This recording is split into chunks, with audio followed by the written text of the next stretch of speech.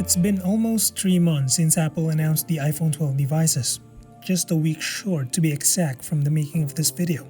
And as soon as the 12 mini went out, I switched from my 2-year-old Samsung Galaxy Note 9 that comes with a large display and an S Pen for a small phone that's tightly integrated with Apple's ecosystem, that is the 12 mini. Having said that, do I regret switching to the dark and small side? Well, no, but I do have some reservations. If you're waiting for my comments regarding the design, size, and battery life of this phone, feel free to watch my honest opinion on the 12 mini where I thoroughly discussed them. With that out of the way, let me start with the switching process from Android to iPhone. This isn't my first time using an iOS device, as I previously owned the original iPhone SE for a few months last year. However, this is my first time migrating my apps and files from Android to iOS. Without the knowledge of existing software to help me in this case, I had to go through the manual installation of all the apps I used. One thing to take note of is that if you're planning to do the huge jump from Android to iOS, apps that you've purchased from Google Play Store won't reflect on Apple's App Store. That's just how it is for direct purchases, since they are two different operating systems owned by two different companies. Lucky for me, I don't have a lot of paid apps. Once everything was set up, the first thing I noticed is how iOS handles its notifications. This is where Android holds the lead over iOS. The notification center has improved significantly over the past few years, but it's still nowhere as flexible and capable as most Android devices. For someone who consistently receives at least 100 notifs a day, the best thing I could do was to group them per app, even if it means glancing at notifs in non-sequential order. However, this was good enough for me and had no problems with it. Another thing that I did was disable the banner for my private messages, since I need all the space I have in this small display. Speaking of, it's a 1080p screen on a small canvas, which means text, photos, and videos appear sharp. And since it's now using OLED instead of LCD, you get punchier colors, deep blacks, wide viewing angles, and a bonus of better battery life if you use dark mode consistently. If you play a lot of games that involve a lot of on-screen controls, say for example PUBG or Fortnite, they are playable, but I doubt you'll enjoy the experience because everything is just cramped on a small screen. But that's what makes the 12 mini special, at least for me. Due to the smaller screen size, I found myself using the 12 mini for strictly checking apps, emails, and communication. It has turned into a productivity device and has forced me to use my other devices for watching videos. And since I'm using the 12 mini less, the battery life has been more than enough for my light usage, consistently lasting a full day. With my Galaxy Note 9, I'm used to using my fingerprint scanner to bring the notification tray. With the 12 mini, luckily you can tap the back twice or thrice for different purposes. In my case, I have double tap to bring the notif center and triple tap for turning off the screen. And yes, the feature still works with cases. Pro tip though, you'll find more success when tapping using your fingernail. As for Face ID, I appreciate that it doesn't require a light source to recognize your face. It's not the most accurate in my experience, but when it works, it's great.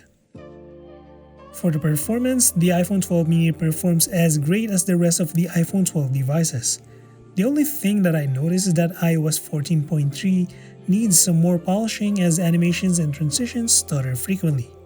But despite the fact, this mini phone still performs way better than my Galaxy Note 9. Obviously, that's a 2-year-old phone, but I'm emphasizing how very well optimized iOS is. As an Android user, can I live with a phone without customization so long I have a better performance? Hell yes!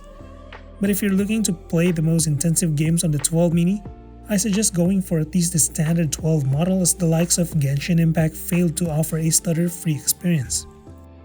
Other than that, the two biggest downsides for me is the lack of true multitasking capability and confusing file management.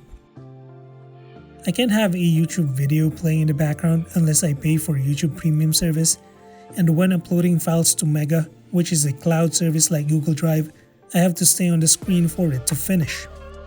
As for file management, I still can't find a way to just drag and drop my video files and have them playing in one of my video apps.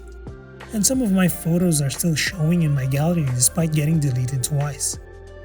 However, I don't mind these two downsides if that means getting the best camera experience on a small device. Take note, experience. There's no doubt that the cameras on the iPhone 12 mini are the better options. There are two lenses in the back for both wide and ultra-wide purposes, and another improved lens for the selfie camera. I really love how fluid the camera UI, whether it's taking a burst shot or recording a high-definition video. I also love the fact that you can now shoot night mode across all lenses. From the color quality, sharpness and stabilization, this is an A-grade smartphone camera.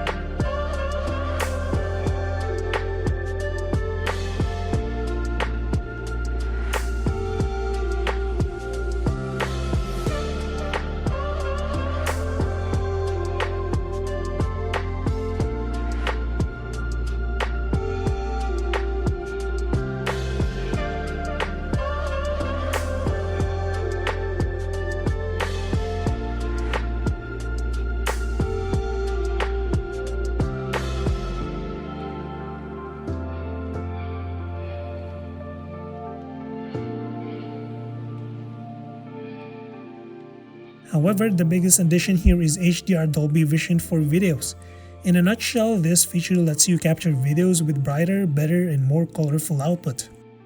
Out of the box, it's on by default and works very well if the videos are viewed on an HDR-capable iPhone screen or device. But what if you send HDR video through apps like Facebook Messenger or YouTube? The HDR video will be converted to SDR so as to not ruin the viewing experience for the receiving user. That said, feel free to leave HDR turned on for videos unless you plan to edit them in post-production. Though I love the quality of HDR, I noticed that the video quality is noisier than SDR when shooting indoors. As for the sound quality of the 12 mini, due to the limited space inside the device, the speaker quality suffers a little bit. The bass is almost a bit lacking and the quality is too trebly to the point that it's too sharp to the ears. The speaker is basically the weakest point of this device. So to sum it up, despite the quirks of iOS, I thoroughly enjoyed my time with the iPhone 12 mini. And for me who's an Android user for more than 10 years, Apple has lured me into their ecosystem not because of iMessage, but because of its strong performance and the fluidity and reliability of its camera. While I definitely see myself sticking with the 12 mini for the entirety of its lifetime, I think for most of you who are watching this now, you have to come to terms with yourself that you're willing to use other devices to make up for that small screen. So that's it for my iPhone 12 mini after 3 months. Let me hear your thoughts about the iPhone 12 mini in the comment section. And if you want to see more videos like this, feel free to subscribe that button below. Until the next one, and as always, stay safe.